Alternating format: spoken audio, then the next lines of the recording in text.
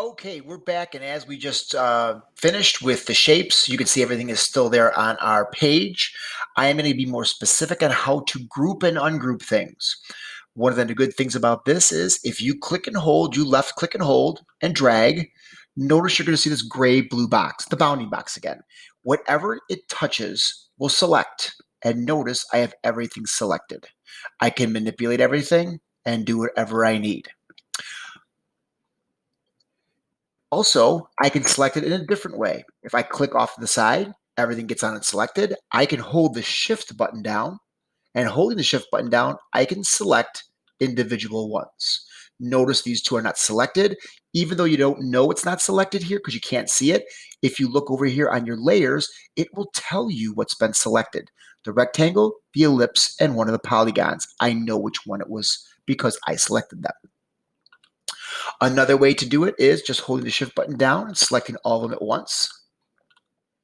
And if I notice I selected something that I did not want, say the circle, it's a matter of holding the shift and control button down at the same time and clicking on the object I do not want selected. And as you can see in my layers again over here, my ellipse is not selected. It is still white.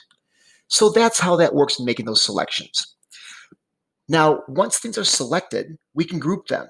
You're noticing over here now that things are starting to show up. And these are some really neat things. If I want to put things together in a group, so whenever I click on one, I want them all selected at the same time, that's a matter of coming here and clicking group. It's done. You're going to notice in my layers, it says group. And you can see what's in the group by this little tiny triangle here off at the end. I click on it and you'll see what it is. And that's how that works, and it's brilliant.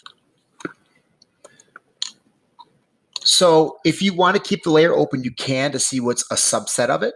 Or if you don't, just click that triangle again and it goes away. But that's kind of a neat thing.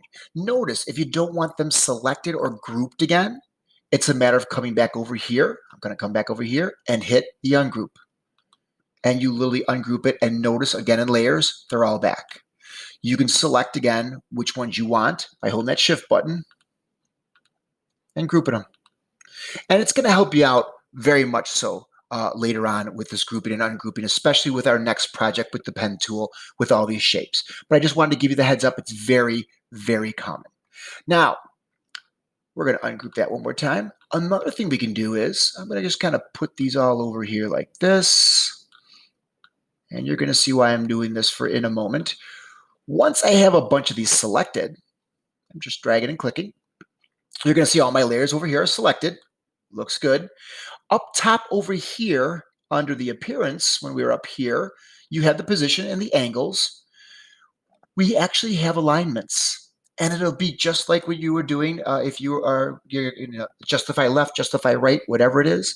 So again, if I want them all aligned left, bam, they're done. Or centered, they're there. Or we can actually do everything up top and things change. One of the things that is going to be your lifesaver is going to be Control Z. Control Z, when you do it, is step backwards. As you can see, it's right here. It's all undo, but in almost everything possible, it's kind of universal that Control Z will step you backwards.